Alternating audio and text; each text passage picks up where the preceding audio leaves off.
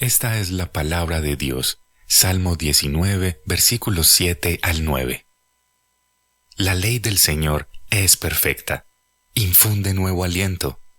El mandato del Señor es digno de confianza, da sabiduría al sencillo. Los preceptos del Señor son rectos, traen alegría al corazón. El mandamiento del Señor es claro, da luz a los ojos. El temor del Señor es puro, permanece para siempre. Las sentencias del Señor son verdaderas, todas ellas son justas. ¿Me escuchan? ¿Aló? Sí, me escuchan. Mucho.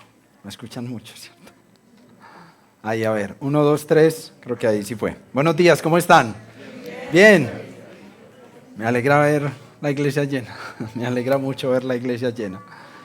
Bienvenidos todos y bienvenidas todas a nuestra celebración. Y por la gracia del Señor, hermanos y amigos, confío que todos estén mejor de lo que merecen estar. Ese es nuestro anhelo como comunidad, que estemos mejor de lo que merecemos estar. Como saben, las últimas semanas hemos estado estudiando la serie de predicaciones que se llama, ¿cómo es que se llama? El gran Dios de los profetas menores, ¿cierto? Y como su mismo nombre lo dice, por supuesto, hemos estudiado hasta la fecha 3 profetas menores, ¿cierto? Y hoy no va a ser la excepción. Hoy vamos a estudiar otro profeta menor. Pero antes de que entremos a explorar la vida del profeta que juntos estudiaremos hoy, quiero hacerles una pregunta, y es una pregunta abierta para que respondan. Respondan quienes sientan libertad y quienes quieran responder, por supuesto. Y la pregunta dice: ¿es verdad que el Dios del Antiguo Testamento y el del Nuevo Testamento son diferentes? Esa es la pregunta. No, ok. Algunos respondieron no inmediatamente. Les voy a adicionar algo a esta pregunta, a ver cómo permanece su respuesta. ¿Han escuchado decir a algunos que el Dios del Antiguo Testamento es un gruñón intolerante sentado en su trono emitiendo juicios? Unos dicen que no y otros dicen que sí, ¿cierto?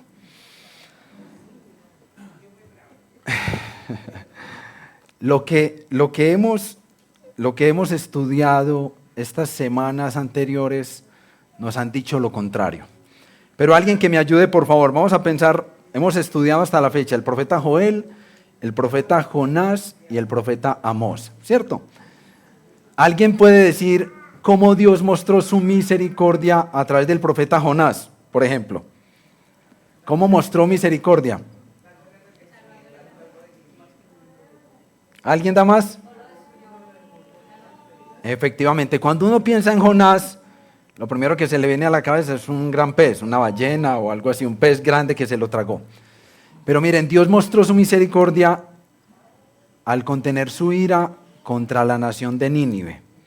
Y también mostró misericordia con la vida del mismo Jonás, cuando Jonás se rebeló a la instrucción que Dios le había dado. Lo que hemos estudiado, mis hermanos y amigos, estas últimas semanas, controvierte el imaginario de la gente, lo que la gente cree, porque yo he escuchado a personas decir eso. Incluso yo, en algunos años de mi vida, también pensé lo mismo.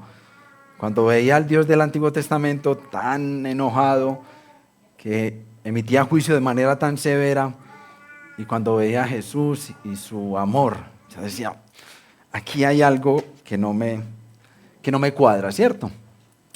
Pero la verdad es que el Dios del Antiguo Testamento es un Dios completamente misericordioso. Completamente misericordioso, bondadoso con su pueblo. Pero al igual que el Dios que se revela en el Nuevo Testamento, el Dios del Antiguo Testamento es 3 veces santo. Es decir, con Dios no se juega, no es como nosotros queramos. Y si recordamos, en el Antiguo Testamento hay una historia de un señor que se llamaba Usa, cuya tarea era transportar el tabernáculo del Señor, ¿cierto? y ellos hicieron algo que el Señor no les había ordenado que hicieran, y el cofre se iba a caer al suelo, porque lo iban jalando unas bestias, y él lo que hace es extender su mano para evitar que cayera al suelo, ¿cierto? Y lo que pasó con Usa fue que murió inmediatamente, porque hizo lo que Dios no le había instruido que hiciera. Y Dios dijo, cuando yo esté ahí, mi presencia está ahí. Y él, al tocar el tabernáculo, creyó que era más santo que la tierra y que el polvo a la que iba a caer. Entonces uno ve a Dios un poco fuerte, ¿cierto que sí?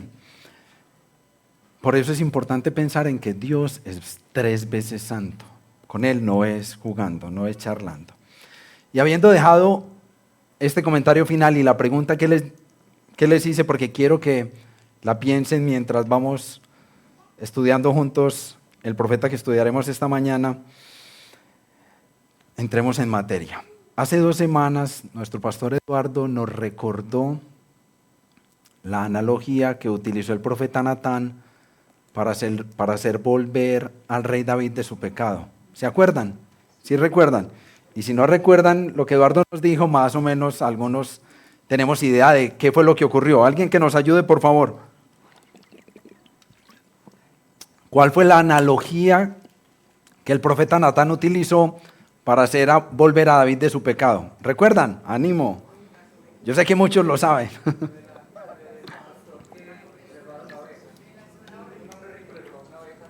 Eso.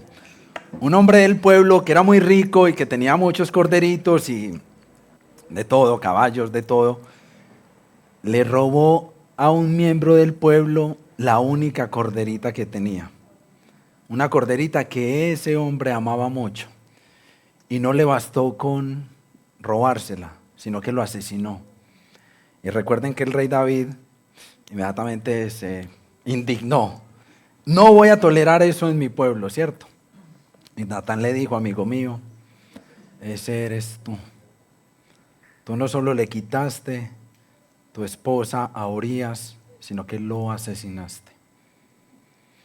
Hoy, mis hermanos, imagínense que el profeta que vamos a estudiar tuvo que experimentar en carne propia, ni siquiera contarle a otro, experimentar en carne propia una terrible analogía para representar un juicio de Dios al pueblo de Israel.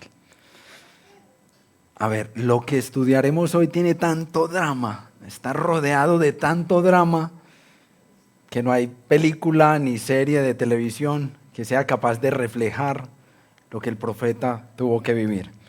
Y ya escucho a algunos por ahí especulando. La historia que estudiaremos hoy es una historia de amor, traición y redención. Eso está a flor de piel. Todo el texto, amor, traición y redención. Vamos a estudiar la historia del profeta Oseas. Ya habían muchos ahí, es Oseas, tiene que ser Oseas. Y el nombre que le he dado a esta pequeña enseñanza, amigos y hermanos, es No eres irredimible. Ese es el nombre que le he dado. Por favor, vamos a Oseas, capítulo 1, verso 2. Lo que vamos a estudiar hoy no está en un punto específico de este libro, está por todo el libro. Y también lo que vamos a estudiar es un pequeño barniz, porque no hay tiempo para profundizar en todo lo que el Señor revela a través de Oseas. Dice Oseas capítulo 1, verso 2. Cuando por primera vez el Señor habló por medio de Oseas, el Señor le dijo, ve, toma para ti una mujer ramera y ten con ella hijos de prostitución, porque la tierra se prostituye gravemente, abandonando al Señor. Se lo dije, ¿cierto? Mucho drama, qué intensidad en las palabras del Señor al profeta Oseas. Qué intensidad. Pero la pregunta que uno se debe hacer es, ¿por qué? ¿Qué tuvo que haber ocurrido para que el Señor le dijera a Oseas, toma por mujer a una prostituta. Y para que arrojemos luz a esa declaración, pues vamos a pensar en dos cositas que vemos en el verso. Vamos a pensar en la instrucción que el Señor le da a Oseas y en las razones por las que Dios le da esa instrucción a Oseas. ¿Ok? Ayúdenme pues, ¿cuál es la instrucción que el Señor le da a Oseas? Está ahí en el verso 2, todo está en el verso 2. Que se case con una prostituta, muchas gracias. Miren, a lo largo de la historia, esta instrucción que Dios le dio a Oseas ha planteado un debate ético gigante. O sea, ¿cómo es posible que Dios tome a su siervo, tome a un profeta y le diga que se case con una prostituta? Eso ha sido un debate ético tremendo. O sea, ¿cómo es posible que Dios quiera que su siervo experimente una situación tan difícil? Un matrimonio con una adúltera. Eso no tiene sentido, ¿cierto? Eso poco tiene sentido.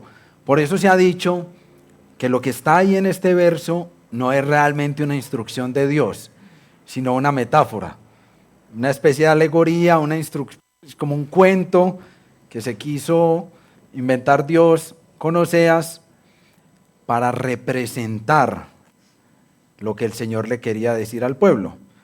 Pero que Oseas se tuviera que casar con una prostituta, no. Pero miren, si miramos las razones por las que el Señor le dio la instrucción a Oseas, ahí empezamos a ver suficientes argumentos para creer que eso es lo que es, una instrucción dada por Dios, y no simplemente un cuento que se quisieron inventar. Vamos por favor al mismo versículo 2, ¿cuál fue la razón por la que el Señor le dio esa instrucción a Oseas? Ahí está en la segunda parte del verso.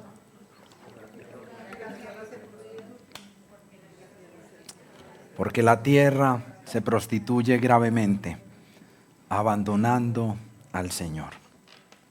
Oseas va a tener que vivir en carne propia lo que el Señor ha vivido con el pueblo de Israel. Y alguno de pronto estará diciendo, Alex, deja de ser exagerado. O sea, ¿cómo se te ocurre decir que el pueblo ha traicionado tan vilmente al Señor que la única manera de representar esa traición es haciendo que Oseas se case con una prostituta? Pero para que veamos que esto es verdad, pues quiero llevarlos a Éxodo capítulo 19, por favor, para que empecemos a ver si esto es verdad o no. Éxodo capítulo 19, versos 4 al 8. Y yo voy a leer para beneficio de todos. Éxodo 19, versos 4 al 8. Dice el Señor, ustedes han visto lo que he hecho a los egipcios y cómo los he tomado sobre las alas de águila y los he traído a mí. Ahora pues, si en verdad escuchan mi voz y guardan mi pacto, serán mi especial tesoro entre todos los pueblos, porque mía es toda la tierra. Ustedes serán para mí un reino de sacerdotes y una nación santa. Estas son las palabras que dirás a los israelitas. Entonces Moisés fue y llamó a los ancianos del pueblo y expuso delante de ellos todas estas palabras que el Señor había mandado. Y todo el pueblo respondió a una y dijeron, haremos todo lo que el Señor ha dicho. Y Moisés llevó al Señor las palabras del pueblo. Lo que está ocurriendo aquí, mis hermanos y amigos, es que el Señor está consagrando al pueblo de Israel y ha elegido al pueblo de Israel como suyo. Eso es lo que está ocurriendo acá. Pero quiero que no pierdan de vista lo que dice en el verso 5. Si en verdad escuchan mi voz y guardan mi pacto. Esto es un condicional. Miren que está diciendo, ahora pues, si en verdad escuchan mi voz y guardan mi pacto. ¿Y qué es lo que dice el pueblo todo emocionado? Lo haremos. Pero Moisés, obvio que lo haremos. Eso es lo que ocurre. Y recuerden que después, todo esto ocurre en el Sinaí, en el monte Sinaí, después de que el pueblo salió de Egipto. Recuerden que después el Señor baja al monte con poder y expresa toda su grandeza alrededor del pueblo, ¿cierto? Pero no han pasado muchos años y ocurre lo siguiente. Vamos a Deuteronomio, hay unos libritos, 3 libritos más adelante. Deuteronomio capítulo 31, verso 16. Y dice, y el Señor dijo a Moisés, mira, tú vas a morir con tus padres. Sí, va a dormir, perdón, gracias, pero realmente iba a morir, pues eso es lo que está diciendo. Mira, tú vas a dormir con tus padres. Y este pueblo se levantará y fornicará tras los dioses extranjeros de la tierra en la cual va a entrar. Y me dejará y quebrantará mi pacto que hice con él.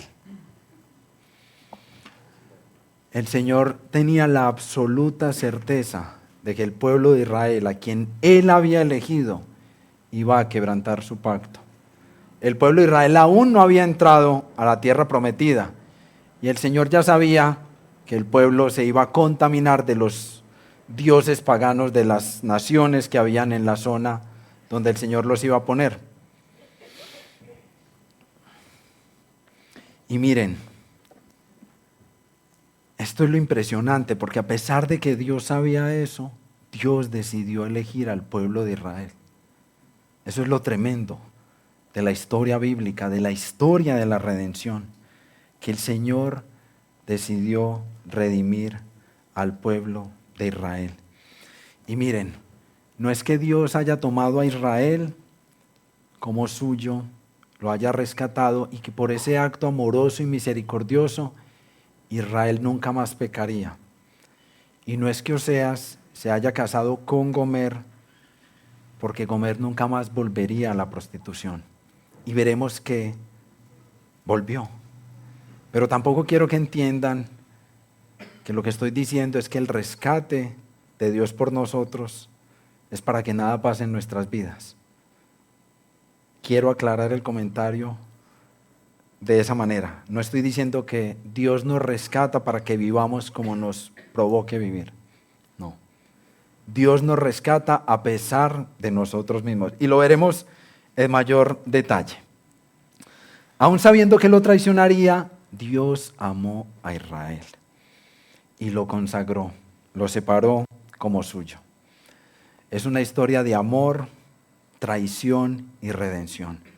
Eso es lo que vemos en la vida de Oseas y Gomer. Y con esta pequeña introducción vamos a abordar el libro de Oseas a través de 2 punticos. El primero es el pecado del pueblo y el segundo es la sentencia de Dios contra Israel por su pecado. Pero antes, por favor, oremos para que el Señor tenga misericordia de nosotros esta mañana. Bendito Padre,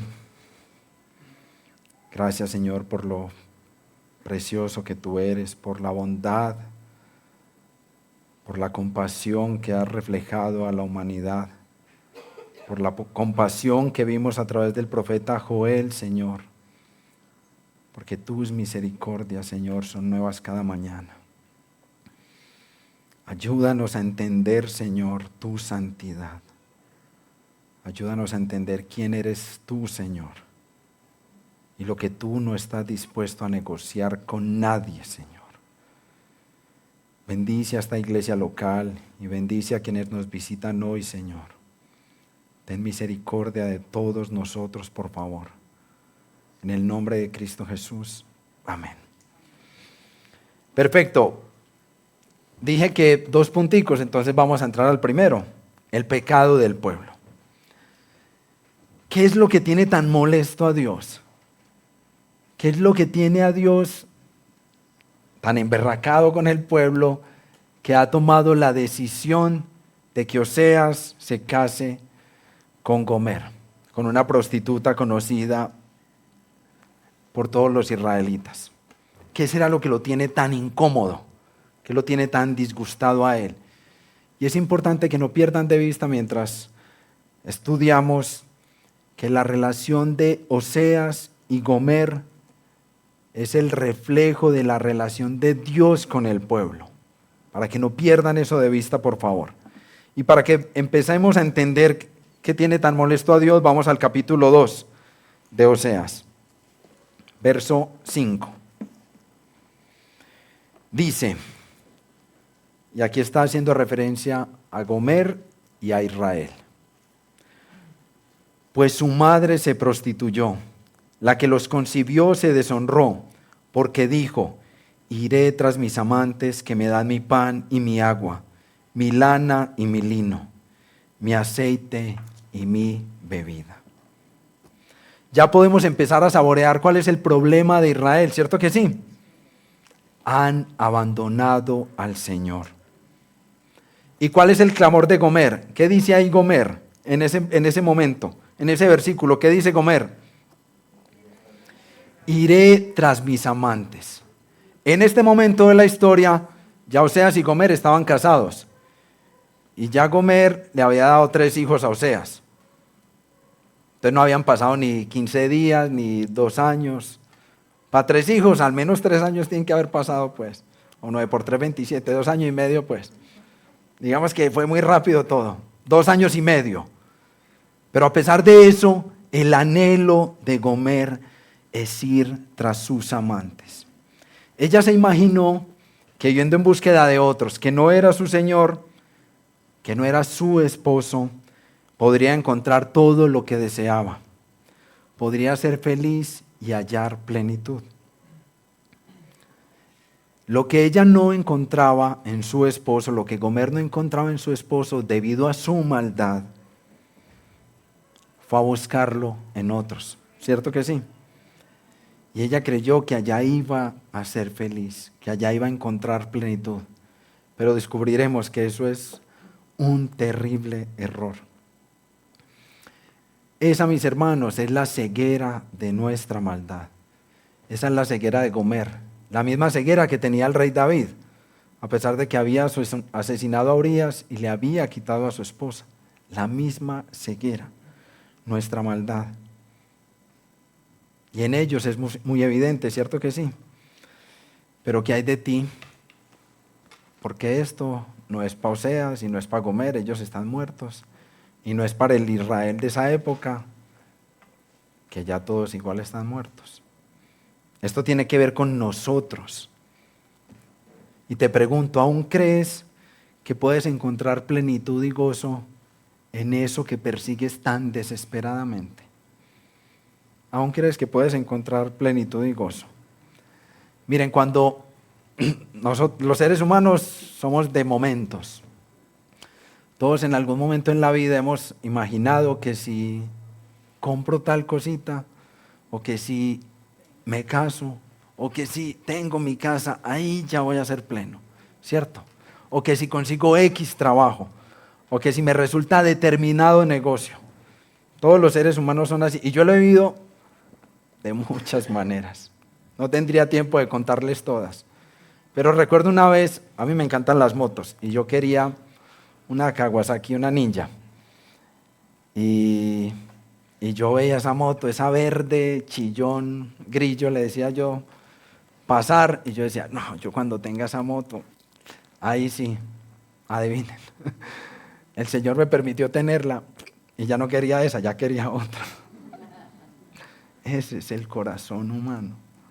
Creemos que al ir tras nuestros amantes podemos hallar plenitud y gozo.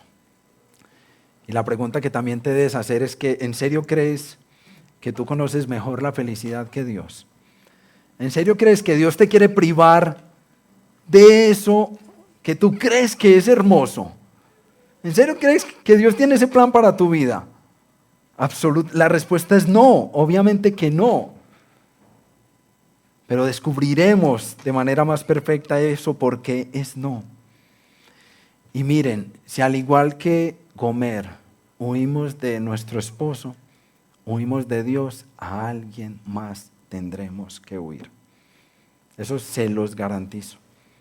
Comer se iba tras sus amantes. ¿Nosotros a dónde huimos?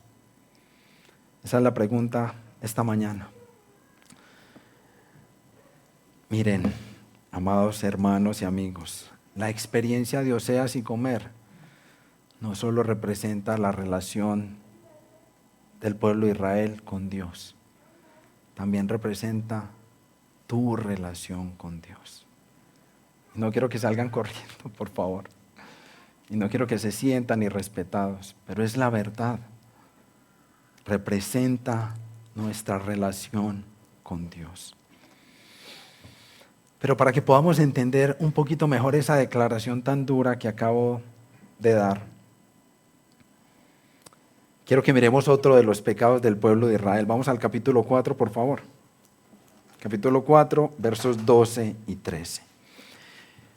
Y miren, los pecados que vamos a estudiar están muy relacionados, pero todos los pecados que el Señor denuncia de Israel a través del profeta no tendríamos tiempo de verlos aquí ni en 3 horas. Así que los animo a que escuchen al profeta Oseas. Lo pueden poner ahí en YouTube o en cualquier aplicación y ponen a Oseas mientras van a la oficina o mientras hacen algo en la casa, para que miren todo lo que el Señor dice del pueblo de Israel. Capítulo 4, versos 12 y 13. Perdón, yo no he ido. Dice: mi pueblo consulta a su ídolo de madera y su vara les informa.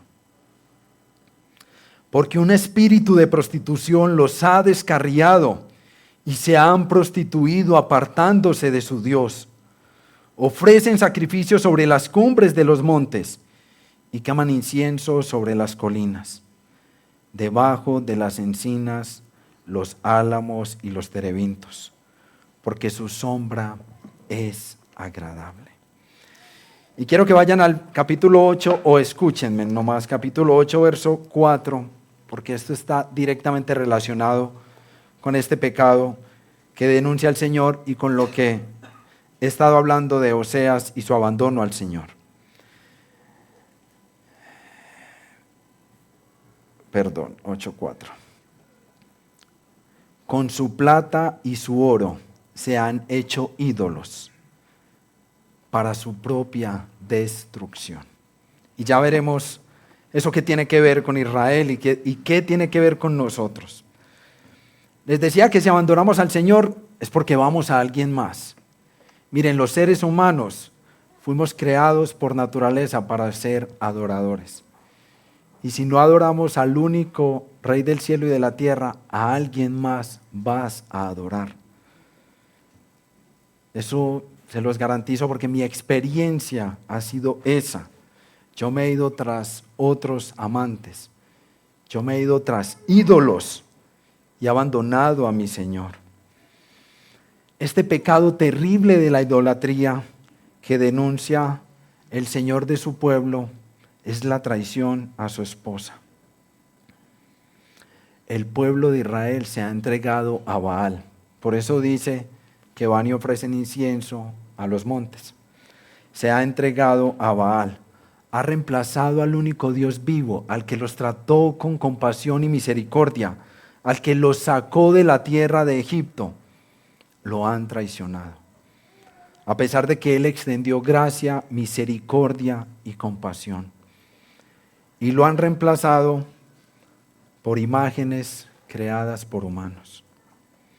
En la antigüedad, mis hermanos, el pecado de la idolatría era mucho más evidente, mucho más evidente. Las personas mandaban a hacer un ídolo de madera o de barro, dependiendo de la plata que tuviera, y a ese ídolo de barro o de madera le entregaban toda su devoción. Toda su esperanza era depositada en ese ídolo de madera. Pero la verdad es que hoy ese pecado es mucho más sutil. Es un pecado mucho más imperceptible, que no es tan fácil verlo en algunas personas. ¿En quién estás depositando toda tu confianza? ¿Quién o qué ha reemplazado el lugar de Dios en tu vida? Y miren, encontrar los ídolos modernos no es tan fácil.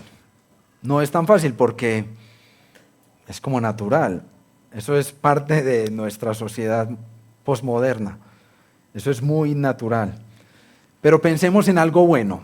Pensemos en algo creado por Dios para su gloria y para el bienestar de todos nosotros. Pensemos en el trabajo. Pensemos en el trabajo. El trabajo es una bendición. Quienes hemos tenido el privilegio de entender el trabajo como Dios lo creó antes de la caída de Adán y Eva, entendemos que el trabajo es un regalo precioso, no solo para bendición nuestra, sino para bendición de toda la humanidad. ¿Están cómodos sentados ahí? ¿O no?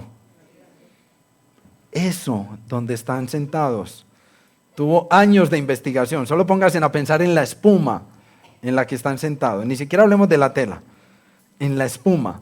No tengo ni idea. Eso seguramente no abrieron la tierra y encontraron una mina de espuma. No, eso es un proceso químico. Y para que sea un proceso químico, alguien tuvo que esforzarse, alguien tuvo que invertir tiempo. Piensen en la tela.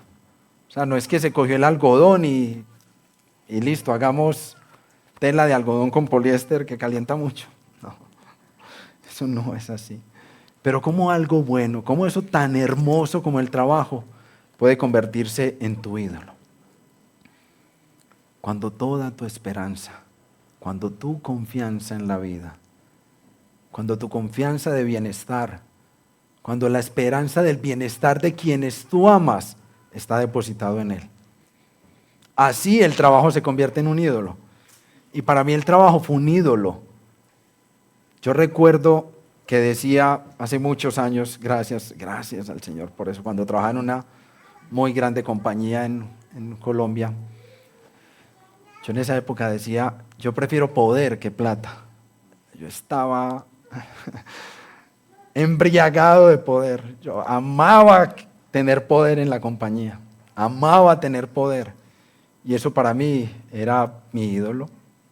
El salario yo sabía que me iba a llegar, mientras más poder más me iban a pagar, pero lo que amaba era el poder, la posibilidad de tomar decisiones sobre la compañía y sobre la vida de otras personas. Y el trabajo para mí se volvió un ídolo, ya lloradas que me pegué, es que no se alcanzan a imaginar la profundidad de mi maldad. El trabajo, algo bueno convertido en un ídolo.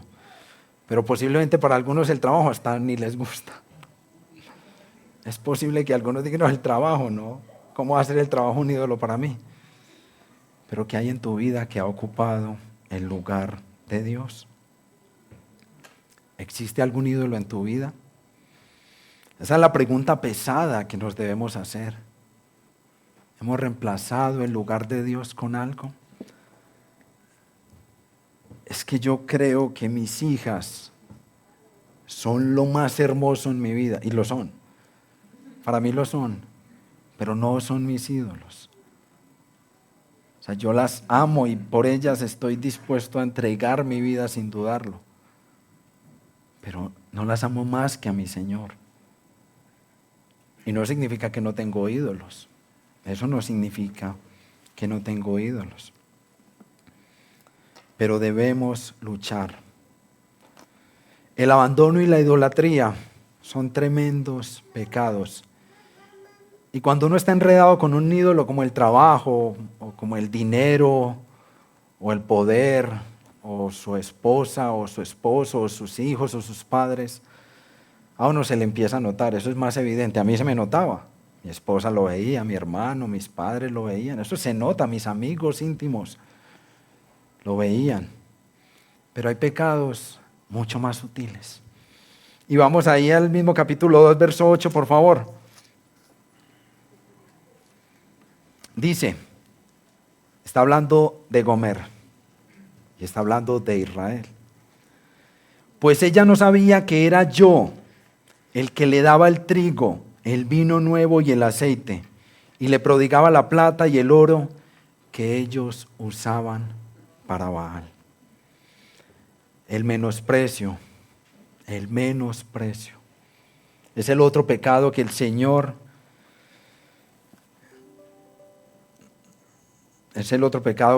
está revelando de la nación de Israel. Israel creyó que quien le daba todo lo bueno que tenían eran sus ídolos. Y en esa época de la nación de Israel, la nación era una nación próspera, muy rica. Había mucha prosperidad en Israel, a pesar de que se había dividido el reino. Y eran dos reinos ya, Judá e Israel. Pero Israel era una nación próspera. A batalla que llamaban a Israel, Israel cascaba al que fuera. Esa era la realidad de Israel y ellos adoraban a Baal. Entonces ellos, ¿qué se imaginaron? Que todo el bien provenía de Baal, ¿cierto? Y eso es lo que está denunciando el Señor. Que creyeron que era Baal quien les daba todo lo bueno que tenían. ¿Cierto que sí? ¿Y qué hay de ti? ¿Cómo estás? ¿Aún crees que lo bueno que has recibido en la vida es por tu esfuerzo? ¿Aún crees que Dios se resume en a Dios rogando y con el mazo dando? ¿Crees que ese es el Dios quien rescató a Israel, quien envió a su Hijo a morir por nosotros? ¿A Dios rogando y con el mazo dando? ¿Tú crees que lo que tienes es por ti? ¿O porque lo has recibido de gracia y de bondad? ¿Has menospreciado todo lo bueno que el Señor te ha dado? ¿Crees que la ropa que usas, la comida que has podido disfrutar, tu familia, es porque tú lo has obtenido por mérito propio? ¿Tú crees que es así? Pues mis hermanos, no es a Dios rogando y con el mazo dando. Es a Dios rogando y solo en Él confiando. No menosprecies el amor del Señor por ti. No lo menosprecies, por favor. No lo menosprecies. Y miren, estos tres pecados de Israel son tres de los tres pecados relacionados, pero hay muchos más pecados que el Señor revela de Israel a través de Oseas. Pero el pecado no se puede quedar sin castigo, ¿cierto que no? Esa es la realidad. No puede ser como en nuestra actualidad, la impunidad. Eso con el Señor no existe. Y el juicio del Señor no se hace esperar. Permítame, leo en el capítulo 1, del 3 en adelante. El juicio del Señor. Oseas fue y tomó a Gomer, hija de Diblaim, y ella concibió y dio luz a un hijo. Y el Señor dijo a Oseas: ponle por nombre Jezreel, porque dentro de poco castigaré a la casa de Jehú por la sangre derramada en Jezreel, y pondré fin al reino de la casa de Israel. En aquel día quebraré el arco de Israel en el valle de Jezreel. Ella concibió otra vez y dio a luz una hija, y el Señor le dijo: ponle por nombre Lo-Ruama, porque ya no me compadeceré de la casa de Israel, pues no los perdonaré jamás. Voy a saltar al verso 8. Después de haber destetado a Lo-Ruama, ella concibió y dio luz un hijo. Y el Señor dijo: ponle por nombre Lo-Amí, porque ustedes no son mi pueblo y yo no soy su Dios. Yo no hace mucho encontré este texto en la Biblia, no hace mucho, tal vez 6 meses. Eso para mí fue terrible. Entender el juicio del Señor contra Israel.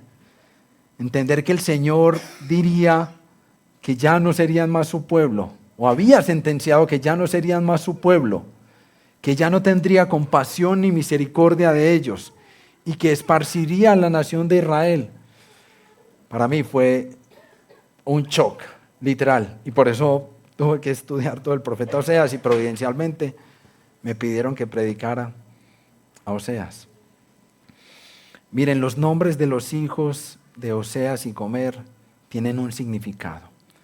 Jerrel, que es el primer niño, significa Dios esparce o Dios siembra. Y recuerden que cuando el agricultor siembra, lo que hace es esparcir la semilla en el campo arado, ¿cierto? Esa era la sentencia de Dios contra Israel, que los iba a esparcir por la tierra. Y unos años después los asirios vinieron y los sometieron. Los conquistaron y los esparcieron por la tierra. La niña, la primera niña de Oseas, Lo Ruama. Este fue tremendo para mí. Lo Ruama significa no compadecida, sin misericordia. Dios no iba a tener más compasión ni misericordia con la nación de Israel. Y todo esto que les estoy diciendo se cumple cuando los asirios derrocan a Israel. Imagínense semejante recordatorio, la niña Lo caminando en medio del pueblo y todos sabiendo que ella era el recordatorio de que Dios no tendría más misericordia de Israel. ¿Cuándo llegará el día en que Lo es realidad para Israel? Perdón, Lo Ruama, sí. Lo Ruama. ¿Cuándo será que eso es realidad? Y ni hablemos del segundo niño de Oseas, Lo. Miren, ¿qué peor sentencia podría recibir el pueblo de Israel que ser excluidos de la presencia de Dios? Ustedes ya no son mi pueblo y yo no soy su Dios. Ser separados de la presencia de Dios y no recibir más su misericordia es el juicio que el pueblo de Israel merece por su pecado. Y es el juicio que nosotros merecemos por haber traicionado vilmente a nuestro Señor. Miren, si esta fuera la realidad de la nación de Israel, Jerrel, Lo Ruama y Lo, y si esa fuera la realidad nuestra, que no tendríamos esperanza, pues no habría esperanza, ¿cierto que sí? ¿Qué sería de nosotros si no hubiera esperanza? ¿Qué sería de nosotros? Pero miren, aquí les quiero compartir el tercer punto que no les había dicho al inicio de la predicación. El bonus track de esta mañana.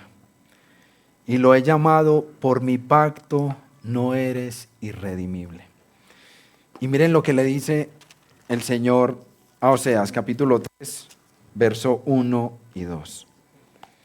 Entonces el Señor me dijo: ve otra vez, ama a una mujer amada por otro y adúltera, así como el Señor ama a los israelitas, a pesar de que ellos se vuelven a otros dioses y se deleitan con tortas de pasas.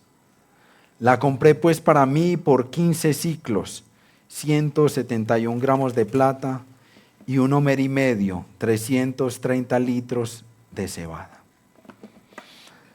Recuerden que les dije que la primera instrucción dada por Dios a Oseas había generado mucho revuelo, ¿cierto? Y un debate ético, y todavía hay mucho debate ético alrededor. Eso no es verdad, eso es una analogía. Dios no pudo haber sido tan cruel con Oseas. Es que Dios es muy cruel, por eso el Dios del Antiguo Testamento no me gusta, porque es cruel. Pero miren, mis hermanos, esta segunda instrucción dada por Oseas no es sino compasión y misericordia por Gomer. No es sino compasión y misericordia por el pueblo de Israel y por nosotros. Recuerden que Gomer, después de estar casada y de tener 3 hijos, ¿qué dijo? Iré tras mis amantes, porque ellos me dan todo lo que necesito. Yo allí soy plena. ¿Cuál es la condición actual de Gomer? Si la tienen que comprar con dinero, es porque está ¿en qué? ¿En situación de qué? Ella es una esclava en este momento. Y eso ocurre con nosotros. No sé, cualquiera de mis pecados, uno que no sea tan duro. Pues para revelar. No, ahorita no lo encuentro, estoy pensando en otra cosa, pero miren. Nosotros creemos que nuestros ídolos, que nuestros pecados nos van a dar lo que queremos. Nos van a dar gozo, plenitud. Nos van a dar la felicidad que tanto busco desesperadamente. Es que en serio que si me gano el baloto, ahí sí voy a ser feliz.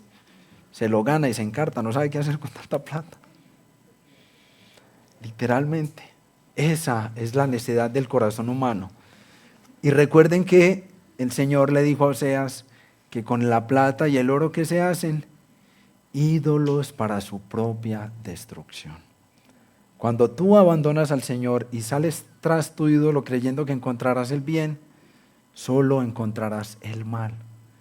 Eso en lo que tú creías que hallarías plenitud, ahora eres esclavo de eso. Tú ya no te gobiernas a ti, sino que eso gobierna mi vida. Y recuerdo un amigo con problemas de ludopatía. Él creía que hallaba su plenitud en los casinos. Y era triste lo que teníamos que experimentar con él y con su familia después de que perdía lo que fuera. Él creía que allá encontraría el gozo, pero lo haría esclavo.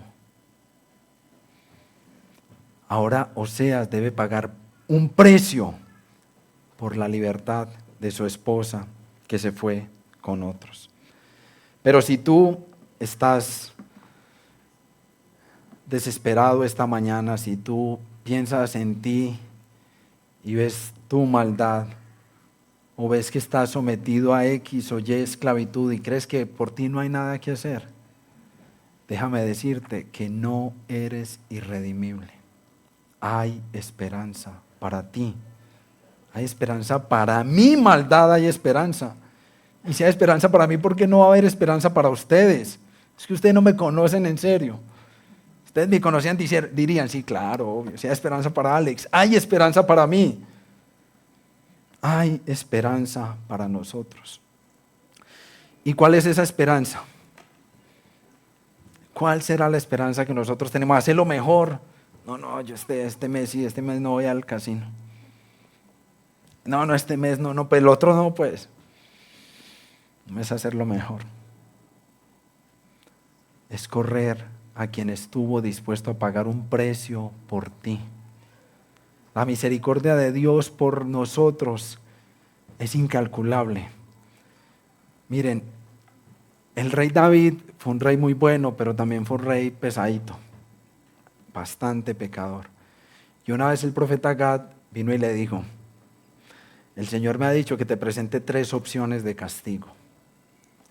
2 opciones era caer en manos de los hombres, con plagas y esclavitud y sometimiento a través de guerra. Y la otra era caer en manos del Señor, que el Señor lo castigara directamente.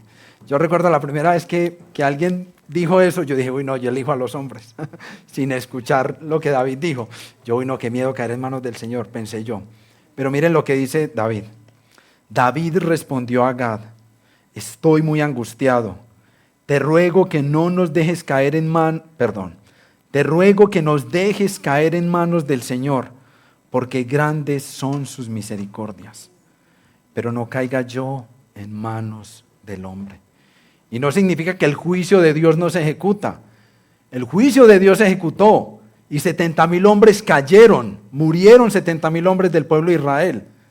Pero cuando el ángel del Señor estaba por azotar Jerusalén, el Señor le dice al ángel, cuando el ángel extendió su mano hacia Jerusalén para destruirla, el Señor se arrepintió del mal y dijo al ángel que destruía al pueblo: basta, detén ahora tu mano.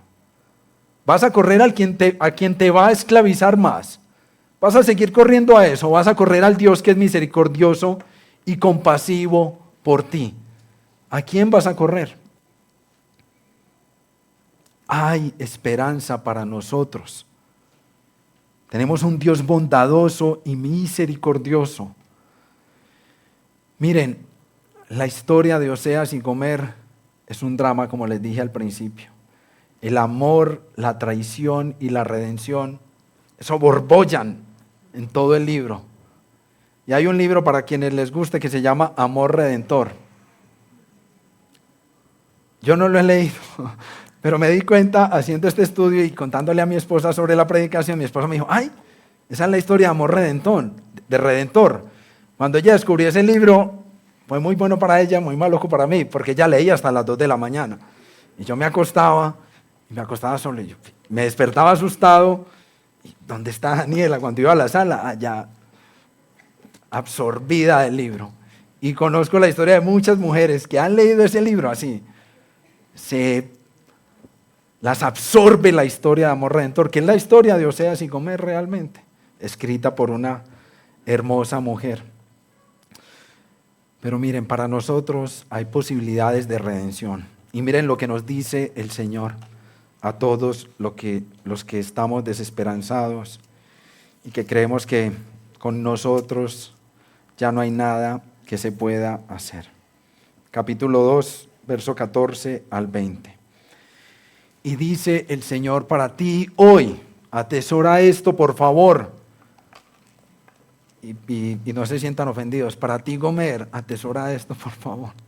Atesora esto que tu esposo te dice. Por tanto, voy a seducirla, llevarla al desierto y hablarle al corazón. Y allí le daré sus viñas y el valle de Acor por puerta de esperanza. Y allí cantará como en los días de su juventud, como en el día en que subió de la tierra de Egipto. Sucederá en aquel día, declara el Señor, que me llamarás Ishi y no me llamarás Baalí, porque quitaré de tu boca los nombres de los Baales y nunca más serán mencionados por sus nombres. En aquel día haré también un pacto por ellos con las bestias del campo, con las aves del cielo y con los reptiles de la tierra. Quitaré de la tierra el arco, la espada y la guerra, y haré que ellos duerman seguros. Te desposaré conmigo para siempre. Sí, te desposaré conmigo en justicia y en derecho, en misericordia y en compasión. Te desposaré conmigo en fidelidad, y tú conocerás al Señor. Estos son los votos matrimoniales de un esposo que sabía que su amada le sería infiel. Pero él sabe que él cambiará el corazón de su esposa. Él sabe que nuestro corazón va a ser cambiado por su misericordia. Y como dice el mismo libro de Oseas, y sucederá que en el lugar donde se les dice, no son mi pueblo, ¿recuerdan la sentencia del Señor? Se les dirá, son hijos del Dios viviente. Así que disfrutemos el privilegio de ser hijos del Dios viviente por el amor de nuestro Señor Jesucristo, quien estuvo dispuesto a pagar el precio por nuestro rescate, a pesar de lo andrajosos que estamos. Oremos. Bendito Señor, gracias. Gracias en serio, Señor, por el rescate de nuestras vidas. Gracias por la compasión que has tenido conmigo, Señor, porque no me has destruido y porque tampoco me has entregado a mi pecado, Señor. Porque no me has dado rienda suelta para que como un caballito loco haga lo que solo me trae destrucción. Gracias porque me has cuidado, bendito. Porque has extendido tu compasión a pesar de mi adulterio, a pesar de mi idolatría, Señor. A pesar de que me he ido tras mis amantes, sé que tú me rescatarás. Sé que tú eliminarás de mi boca el nombre de mis amantes. Sé que ya no estaré más sometido al pecado que me tortura, Señor. Que bendito y santo sea tu nombre. Que bendito y santo sea nuestro Señor Jesucristo. Amén.